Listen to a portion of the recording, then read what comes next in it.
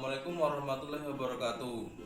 Kami dari kelompok 1 kelas D ingin menjelaskan tentang pengertian Al-Quran dan hadis dan pembelajarannya, yang bertemakan tentang pengertian Al-Quran, hadis dan pembelajarannya. Yang kedua, kedudukan Al-Quran, hadis dan pembelajarannya di antar mata kuliah lain. Yang ketiga, ranah-ranah penelitian dalam studi Al-Quran dan hadis dan pembelajarannya. Pengertian Al-Quran menurut bahasa. Secara bahasa, Al-Quran merupakan masdar dari kata qoro'a yaqra'u Qur'anan, yang berarti bacaan atau yang dibaca. Bacaan Al-Quran ialah kalam ilahi yang merupakan bacaan bagi kaum muslimin, karena tidak ada satu pun bacaan apapun di dunia ini yang sebanding dengannya. Sedangkan hadis menurut bahasa, yang pertama jadid, sesuatu yang baru, lawan dari kata al-qadim yang sesuatu yang lama. Yang kedua, qorib, dekat, yaitu tidak lama lagi akan terjadi, sedangkan lawannya adalah ba'id atau jauh. Tiga, khobar atau berita, yaitu sesuatu yang diberitakan, diperbincangkan dan dipindahkan dari seseorang ke orang lain. Allah juga menggunakan hadis dengan arti khobar dalam firman-Nya surat At-Tur ayat 34. Maka hendaklah mereka mendatangkan kalimat yang sesuai semisal Al-Quran itu jika mereka orang-orang yang benar.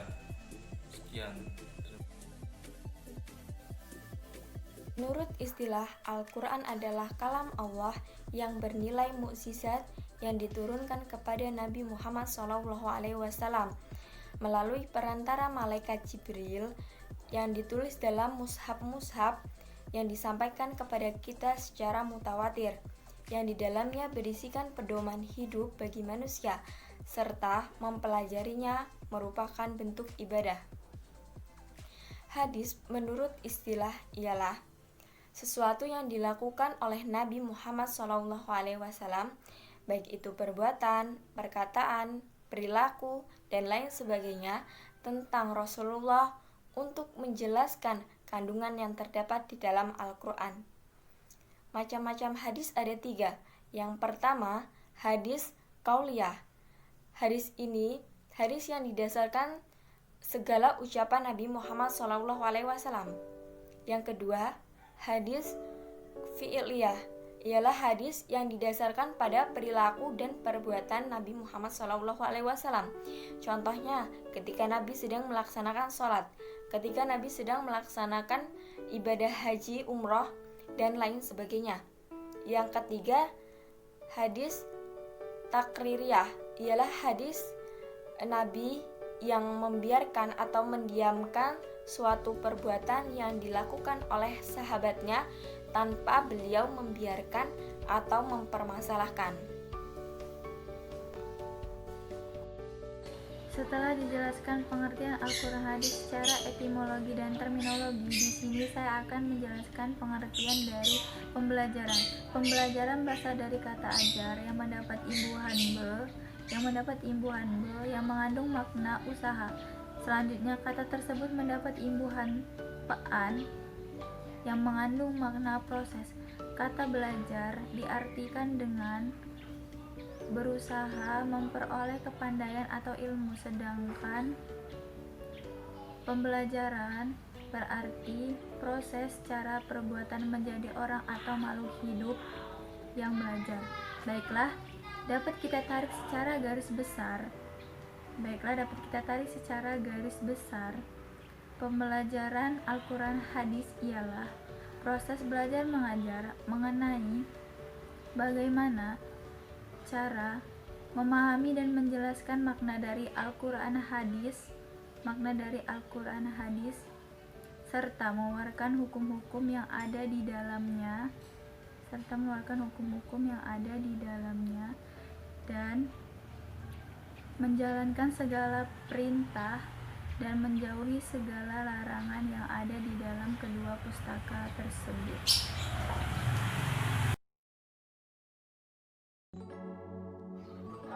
Assalamualaikum warahmatullahi wabarakatuh. Di sini saya akan melanjutkan materi sebelumnya, yaitu kedudukan Al-Quran Hadis dan pembelajarannya. Baik, di sini saya akan menerangkan tentang hubungan Al-Quran Hadis dengan ilmu pengetahuan atau iptek. Dalam Al-Quran dan Hadis sangat banyak ayat-ayat yang menerangkan tentang hubungan antara ajaran Islam dengan ilmu pengetahuan serta pemanfaatannya yang kita sebut dengan iptek. Hubungan tersebut dapat terbentuk semacam perintah yang mewajibkan, menyuruh, mempelajari pernyataan-pernyataan, bahkan ada yang terbentuk sindiran-sindiran dan lain sebagainya. Di dalam Islam sendiri, Islam tidak menghambat kemajuan iptek, tidak anti produk, teknologi tidak akan bertentangan tentang teori-teori pemikiran modern yang teratur dan lurus, asalkan dengan analisa-analisa yang teliti, objektif, dan tidak bertentangan dengan dasar-dasar Al-Quran. Baik, materi yang selanjutnya yaitu hubungan antara Al-Quran Hadis dengan matematika. Salah satu keutamaan Al-Quran seperti seringkali dibicarakan adalah keindahan bahasanya. Belakangan, para peneliti modern dengan memanfaatkan kemajuan sains dan teknologi mengungkap kenyataan baru tentang adanya hubungan makna antara kata-kata tertentu dalam Al-Quran yang mempunyai frekuensi penyebutan yang sama banyak. Inilah yang kemudian disebut dengan i'jaz adadi atau keajaiban dari segi bilangan. I'jaz adadi dimulai dengan berbagai pembahasan tentang huruf muqatta'ah. Huruf muqatta'ah adalah beberapa huruf Arab dibaca sesuai dengan nama hurufnya, yang menjadi salah satu pembuka surat-surat Al-Quran pada awal-awal surat tertentu. Demikian yang bisa saya jelaskan mengenai Al-Quran Hadis, iptek, dan matematika. Mata kuliah selanjutnya yaitu mata kuliah Akidah Akhlak. Jadi, kedudukan Al-Quran Hadis dan pembelajarannya dalam mata kuliah Akidah dan Akhlak adalah selain sebagai pedoman di dalam Al-Quran dan Hadis juga dijelaskan baik itu akidah maupun akhlak secara terperinci. Misalnya, dalam Al-Quran surah Al-Ahzab ayat 21 menjelaskan kepada kita bahwa Rasulullah Shallallahu Alaihi Wasallam adalah seseorang yang memiliki suri tauladan yang baik. Bahkan disebutkan bahwa akhlak beliau itu seperti Al-Quran yang berjalan. Kemudian dalam hadis Rasulullah Shallallahu Alaihi Wasallam mengungkapkan misi utamanya, Innama bu'itstu liutamima maqarima al-akhlak, yang artinya sesungguhnya aku Nabi Shallallahu Alaihi Wasallam diutus semata-mata menyempurnakan akhlak mulia. Kemudian kedudukan Al-Quran Hadis dan pembelajarannya dalam ilmu sains.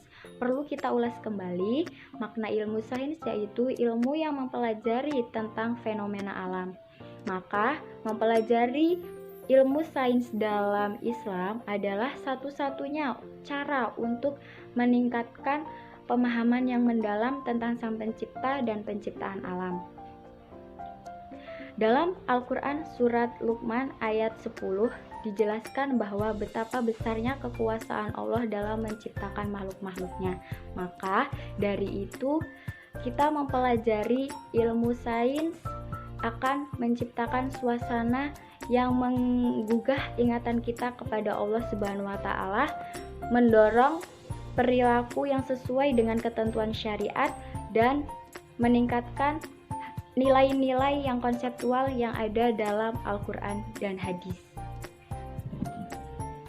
Baik, saya di sini akan melanjutkan dari presentasi dari Saudari Ayu Maharani. Selanjutnya saya akan menjelaskan tentang kedudukan sains dalam paradigma Islam. Al-Quran sebagai sumber ilmu sains di zaman sekarang, dan tujuan utama adalah untuk menunjukkan mukjizat Al-Quran sebagai sumber sebagai sumber segala ilmu, dan untuk menumbuhkan rasa kebanggaan kaum muslimin karena telah memiliki kitab yang sempurna. Bahkan dijelaskan bahwa mukjizat Islam yang paling utama adalah surat Al-Alaq ayat 1 sampai dengan 5. Nah, firman Allah di dalam surat tersebut memiliki kata bacalah dalam ayat dalam ayat tersebut mengandung arti tentang perintah menuntut ilmu. Secara garis besar, berdasarkan tinjauan ideologi yang mendasari keduanya, terdapat 3 jenis paradigma. Paradigma yang pertama adalah paradigma sekuler, yaitu paradigma yang memandang agama dan eptek sains adalah terpisah satu sama lain. Yang kedua adalah paradigma sosial, yaitu paradigma dari ideologi sosialisme yang menafsirkan eksistensi agama sama sekali. Nah, untuk yang selanjutnya ketiga adalah paradigma Islam, yaitu paradigma yang memandang bahwa agama adalah dasar dan pengatur kehidupan.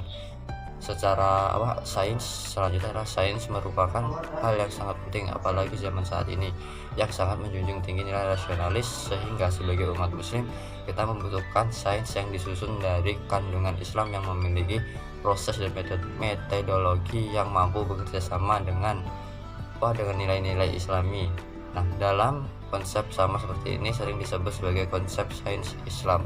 Sekian dan terima kasih.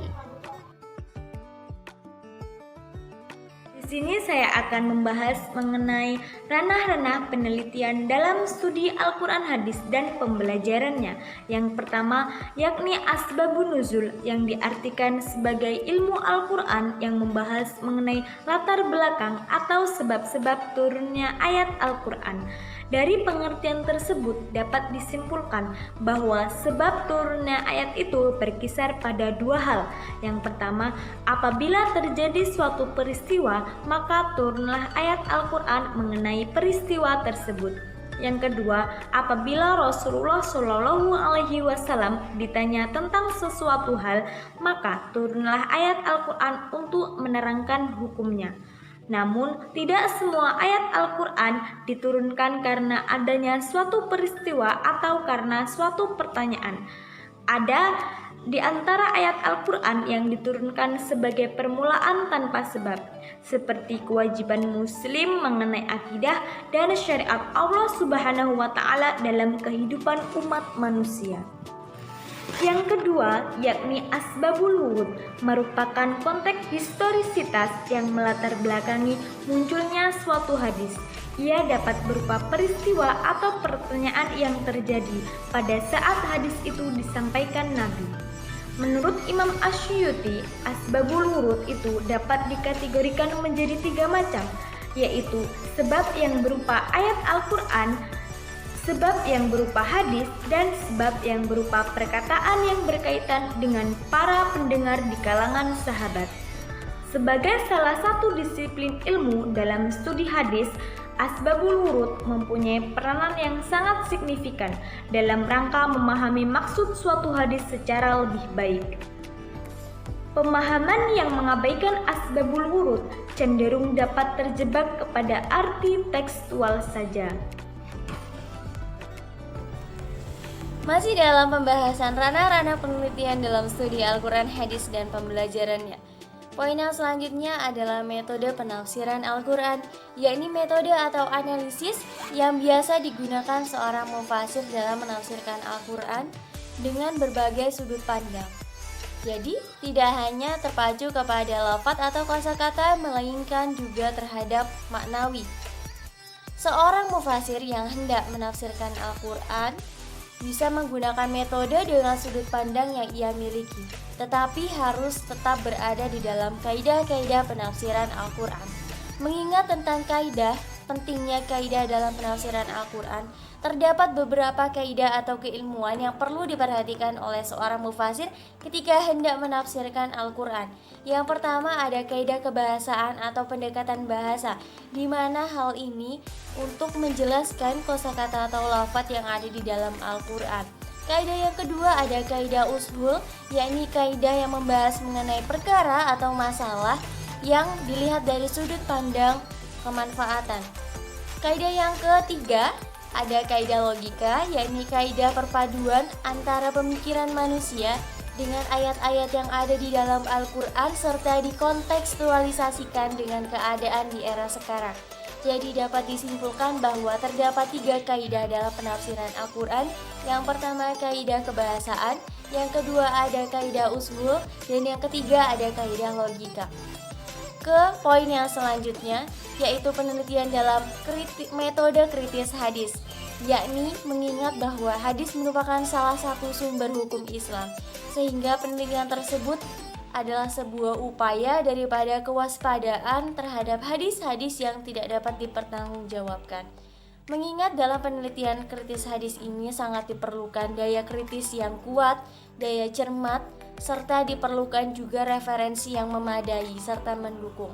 Tak hanya itu, penelitian ini juga didorong dengan adanya pemahaman yang luas serta sudut pandang yang tidak sempit, baik itu dari lingkup historis maupun secara ideologis. Terima kasih, sekian.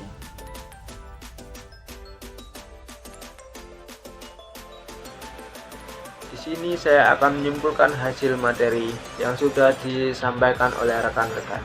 Yang pertama, pembelajaran Al-Quran hadis ialah proses belajar mengajar, bagaimana cara menjelaskan makna dari Al-Quran dan hadis, serta mengeluarkan hukum-hukum yang terdapat di dalamnya dan menjalankan perintah serta menjauhi larangan yang ada di dalam Al-Quran dan hadis.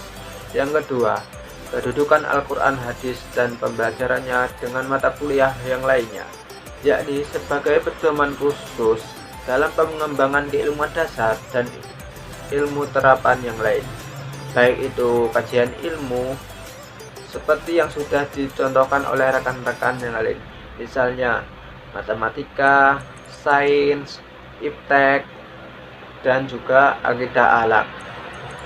Yang ketiga, ranah-ranah penelitian dalam studi Al-Quran hadis dan pembelajarannya. Terdapat 4 ranah studi dalam penelitian Al-Quran hadis dan pembelajarannya. Yang pertama, asbabun nuzul, yakni membahas tentang latar belakang atau sebab turunnya ayat Al-Quran. Yang kedua, asbabul wurud, yakni latar belakang munculnya hadis. Yang ketiga, metode penafsiran Al-Quran. Yang keempat, metode kritis. Baiklah, itu tadi kesimpulan dari materi yang sudah disampaikan oleh rekan-rekan. Di sini saya mewakili dari kelompok 1. Apabila terdapat kesalahan dalam penyampaian materi, saya memohon maaf yang sebesar-besarnya, dan kepada Allah saya mohon ampun. Saya akhiri.